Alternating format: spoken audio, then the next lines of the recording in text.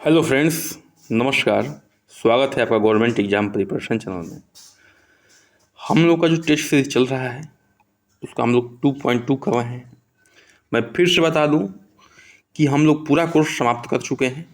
मुख्य सेविका नाम से प्लेलिस्ट है हमारे चैनल पे, आप लोग जाके वहाँ से देख सकती हैं। जो भी बहनें जुड़ी थी वो जानती हैं। और हमने टेस्ट सीरीज भी शुरू किया था, उस प्लेलिस्ट में भी जाके आप लोग देख सकते हैं। अब एग्ज़ाम का डेट आ गया है 24 सितंबर को। तो हम लोग जो है पूरी तरीके से 1 महीने के अंदर अपना सिलेक्शन पक्का करने के लिए लगे हुए हैं। चलिए शुरू करते हैं आज का टेस्ट सीरीज। ये जो चैप्टर है हमारा विटामिन, कार्बोहाइड्रेट, प्रोटीन, वसा, खनिज पदार्थ आदि, उसका दूसरा पार्ट है। ठीक है, और एक पार्ट हम अपलोड कर चुके हैं, जस्ट पहले वाला वीडियो है इसके। तो इस पार्ट में हम लोग इस चैप्टर को ख़त्म कर देंगे। तो ये जो प्रश्न होंगे अभी खनिज पदार्थ से होंगे। ठीक है, निम्न रक्तचाप एवं मांसपेशियों में ऐंठन रोग किस खनिज की कमी से होता है? जो निम्न रक्तचाप होता है यानी कि लो ब्लड प्रेशर, और मांसपेशियों में जो ऐंठन होता है, ये रोग किस खनिज की कमी से होता है? Sodium, magnesium, calcium, phosphorus. तो इसका उत्तर हो जाएगा यानी कि सोडियम की कमी से लो बीपी यानी कि निम्न रक्तचाप और मांसपेशियों में ऐंठन होता है। तो देखिए, उसके बारे में तो हम लोग जान ही लिए, लेकिन जो एग्जाम की पॉइंट में हम लोग पॉइंट देखेंगे वो भी बहुत ही इंपॉर्टेंट है और इसको आपको ध्यान से देखना है। देखिए, सोडियम के बारे में हम लोग जान लिए हैं कि सोडियम की कमी से क्या होता है, निम्न रक्तचाप होता है और मांसपेशियों में ऐंठन होता है। तो सोडियम मिलता किससे किससे है? ठीक है, साधारण नमक से मिलता है, हरी सब्जियों से मिलता है, मांस से, मछली से, मुर्गी से यानी कि पोल्ट्री से, और दूध से। इनसे हमें सोडियम की प्राप्ति होती है। मैग्नीशियम, देखिए मैग्नीशियम की कमी होगी शरीर में तो क्या होगा? भूख नहीं लगेगा और मानसिक थकान होगा। भूख नहीं लगेगा और क्या होगा? मानसिक थकान होगा। मैग्नीशियम किससे मिलता है? हरी सब्जी से मिलता है, दूध से मिलता है, अनाज से मिलता है। कैल्शियम की शरीर में कमी होगी तो क्या होगा? दृष्टि वैषम्यता यानी कि देखने मतलब कि दृष्टि संबंधी समस्या उत्पन्न होगी। यह किससे मिलता है? कैल्शियम दूध से मिलता है, सब्जी से मिलता है, अनाज से मिलता है, साबुत अनाज से मिलता है, और अंडा से मिलता है, मछली से मिलता है। तो इतनी चीज़ों से जो है कैल्शियम मिलता है। फास्फोरस से क्या होता है? हड्डियाँ कमज़ोर हो जाती हैं। फास्फोरस की शरीर में कमी होती है तो हड्डियाँ कमज़ोर हो जाती हैं, दांत भी कमज़ोर हो जाते हैं। यह किससे मिलता है? दूध से, मांस से, सब्जियों से, अनाज से। ये सब आपको ध्यान रखना है। तो ये ऐसे खनिज लवण हैं जिनकी कमी से हमारे शरीर में क्या क्या रोग होता है और ये कहाँ से प्राप्त होते हैं, इसको हम लोगों ने थोड़ा सा डिटेल में देख लिया।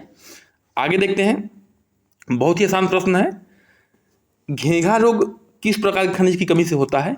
तो घेंघा रोग जो है आयोडीन कमी से होता है, पोटेशियम की, जिंक की, तांबा की। उत्तर हो जाएगा यानी कि घेंघा रोग जो है आयोडीन कमी से होता है। बहुत ही कॉमन प्रश्न है। गॉइटर रोग, ठीक है, लेकिन इससे जुड़े जो पॉइंट हैं वो इम्पॉर्टेंट है, वहाँ से आप जो है अन्य विद्यार्थियों से आगे निकल सकते हैं। आयोडीन कहाँ से मिलता है? समुद्री भोजन से मिलता है आयोडीन। आयोडीन युक्त नमक से मिलता है। ये दो जगह से मिलता है क्या? आयोडीन।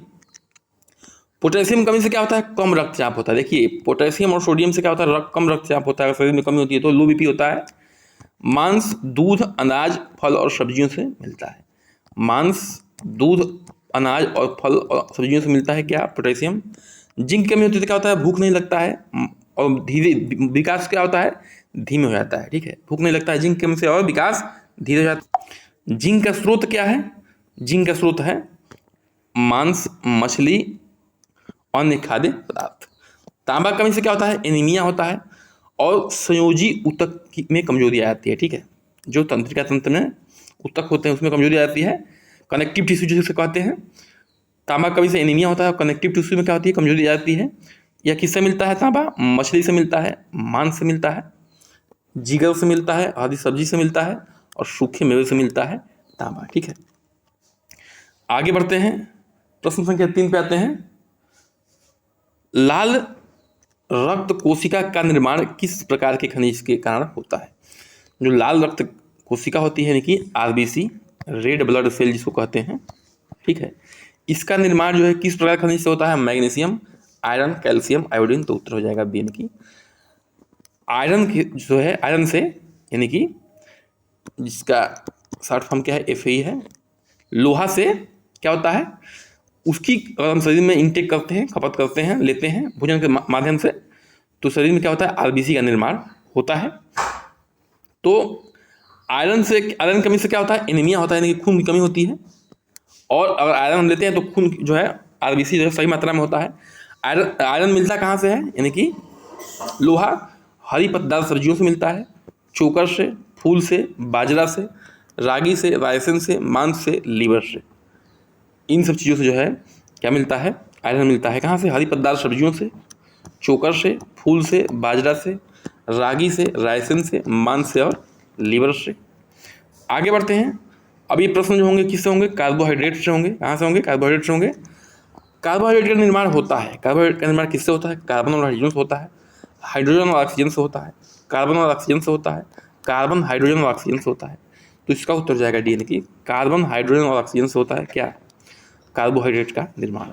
कार्बन हाइड्रोजन ऑक्सीजन से होता है किसका निर्माण, कार्बोहाइड्रेट का निर्माण। देखिए अगर आपको डिटेल में पढ़ना है, सब कुछ वहाँ पे बताया गया है, कार्बोहाइड्रेट कैसे बनता है, कार्बोहाइड्रेट के फार्मूला बताया गया है, सब कुछ बताया गया है। जो कार्बोहाइड्रेट चैप्टर है मुख्य सेविका वाले प्लेलिस्ट में, वहाँ पे आप लोग जाके उसको बढ़िया से पढ़ सकते हैं। हर चैप्टर है, प्रोटीन, कार्बोहाइड्रेट, खनिज और सब कुछ आपको जो है जितना मुख्य सेविका का चैप्टर है, ठीक है, पूरा सिलेबस खत्म किया गया है। और किसकी सहायता से, घटना चक्र और यूथ पब्लिकेशन की सहायता से खत्म किया गया है। तो एग्जाम की पॉइंट देख लेते हैं। कार्बोहाइड्रेट जो है मानव शरीर का 50 से 70% ऊर्जा की आपूर्ति करते हैं।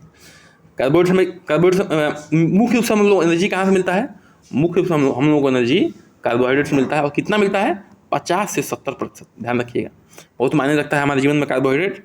कार्बोहाइड्रेट के मुख्य स्रोत क्या क्या है, गेहूँ है, चावल है, बाजरा है, मक्का है, आलू है, शकरकंद है। ये सब जो क्या है मुख्य स्रोत हैं किसके, कार्बोहाइड्रेट के। प्रश्न संख्या 5 पे आते हैं। निम्नलिखित में से कौन सा कार्बोहाइड्रेट मोनोसेकेराइड नहीं है, ठीक है। मोनोसेकेराइड मतलब कि ये उसमें जो है कार्बोहाइड्रेट के एक ही अणु है, उससे मिलकर बना हुआ है, ग्लूकोज, ग्लैक्टोज, फ्रक्टोज, सुक्रोज। तो इसका उत्तर हो जाएगा डी, यानी कि सुक्रोज जो क्या है, मोनोसेकेराइड नहीं है। ये क्या है, ये जो है आपका डाइसेकेराइड है, ठीक है, डाइसेकेराइड है, यानी कि दो अणुओं से मिलकर बना है। और बाकी जो है ग्लूकोज, ग्लैक्टोज, फ्रक्टोज जो है ये क्या है, ये जो है आपके मोनोसेकेराइड है। तो इसका उत्तर डी हो जाएगा, सुक्रोज डाइसेकेराइड है। अब बताना कि निम्नलिखित में से कौन सा जो है डाइसेकेराइड नहीं है, ठीक है। डाइसेकेराइड नहीं है कौन सा, सुक्रोज, माल्टोज, लैक्टोज, स्टार्च। तो इसका उत्तर हो जाएगा डी, यानी कि स्टार्च जो है डाइसेकेराइड नहीं है। ये क्या है, ये जो है पॉलीसेकेराइड है। क्या है, पॉलीसेकेराइड है। बाकी ऊपर वाले क्या हैं, ये ऊपर वाले जो है आपके क्या है, डाइसेकेराइड है। ये ध्यान रखना है, तो इस चीज़ को आप लोग को ध्यान रखना है, ठीक है, याद रखना है, सबसे बड़ी बात ये है। और आगे बढ़ते हैं। जो पॉलीसेकेराइड होते हैं उसके कुछ एग्जाम्पल हम दे रहे हैं, इस चीज़ को बहुत तरह करते हैं। स्टार्च है, चिटिन है, ग्लाइकोजन है, ये सब क्या है, पॉलीसेकेराइड में आते हैं। फिर से बता दूं कि कार्बोहाइड्रेट वाले चैप्टर में जाकर आप लोग इसको बढ़िया से पढ़ सकते हैं। कार्बोहाइड्रेट के क्या कार्य हैं, अगला प्रश्न है, कार्बोहाइड्रेट क्या कार्य हैं बताना आपको। ये शरीर की गर्मी और ऊर्जा प्रदान करता है। कार्बोहाइड्रेट जो है शरीर को गर्मी और ऊर्जा प्रदान करता है, बिल्कुल सही बात है। अभी हम लोग देख चुके हैं कि 50 से 70% जो है ऊर्जा कहाँ से मिलता है, हमें कार्बोहाइड्रेट से मिलता है। यह न्यूक्लिक अम्ल बनाता है, आरएनए और डीएनए को बनाता है, बिल्कुल सही बात है। आरएनए और डीएनए बनाने में भी कार्बोहाइड्रेट का मुख्य रूप से रोल होता है। उपरोक्त दोनों सही है, इनमें से कोई सही नहीं, तो ये भी सही है, ये भी सही है, यानी कि उत्तर हो जाएगा सी, दोनों सही है। आगे बढ़ते हैं। वसा के बाद से प्रश्न कुछ उठा लेते हैं, ठीक है। वसा के बारे में निम्नलिखित में से कौन सा कथन सही है, ठीक है। वसा के बारे में निम्न में से कौन सा कथन सही है। वसा कार्बन और हाइड्रोजन के मिश्रण से बनी होती है। वसा जो है कार्बन और हाइड्रोजन के मिश्रण से बनी होती है, बिल्कुल सही है।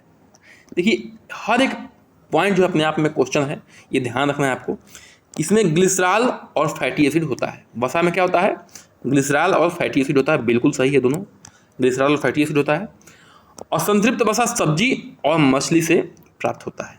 असंतृप्त वसा कहाँ से प्राप्त होता है, सब्जी और मछली से प्राप्त होता है। और संतृप्त मतलब क्या होता है, अनसैचुरेटेड जिसको कहते हैं।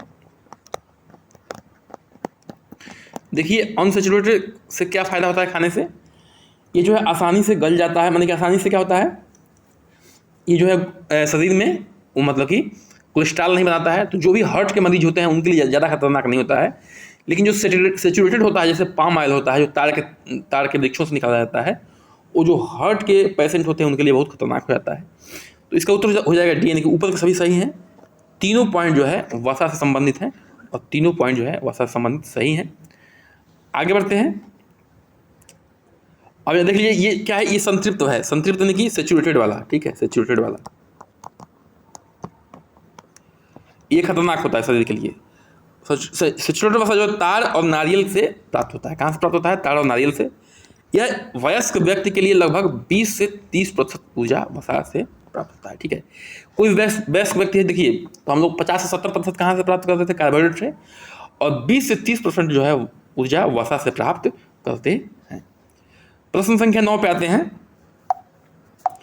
निम्नलिखित में से कौन सा वसा का कार्य के बारे में सही नहीं है। निम्न में से कौन सा जो है वसा के कार्य से संबंधित सही नहीं है, जो सही नहीं है उसको बताना है। और किससे संबंधित है, वसा के कार्य से संबंधित नहीं है। यह शरीर में त्वचा के नीचे जमा हो जाता है और गर्मी के नुकसान को रोकता है, ठीक है।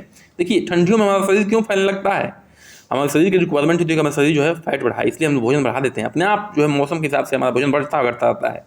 गर्मी में भोजन कम कर देते हैं, क्यों, क्योंकि हमें गर्मी लगती है, तो हमारा शरीर जो है फैट को घटाना चाहती है, इसलिए हम लोग खाना कम खाते हैं। तो ये जो है मौसम संबंधित प्रक्रिया है, कम खाना ज़्यादा खाना, और जो ठंडी गर्मी के हिसाब से हम अपने आप को क्या करते हैं, एडजस्ट करते हैं। तो जो फैट होता है हमारे शरीर में वो क्या करता है, गर्मी जो है गर्मी को मेंटेन रखता है ठंडी और गर्मी के दिनों में। बिल्कुल सही है, शरीर को ऊर्जा प्रदान करता है, ठीक है, बिल्कुल सही बात है, शरीर को ऊर्जा प्रदान करता है। अभी पढ़ चुके हैं 30 से 40%, ठीक है। वसा शरीर के विभिन्न भागों को चोट लगने से बचाता है, ठीक है। वसा क्या होता है, थोड़ा सा फ्लफी होता है, तो जर्क से बचाता है हमें, बिल्कुल भी सही बात है, ठीक है। वसा शरीर के विकास में सहायक नहीं है, अरे विकास में सहायक है ये, ठीक है, ये विकास में सहायक है, ये तो नहीं होगा, ये वसा शरीर के विकास में सहायक है, ठीक है। तो इसका उत्तर डी हो जाएगा, ये गलत लिखा हुआ है और हमें कौन सही नहीं है यही बताना था, तो इसका उत्तर डी हो जाएगा।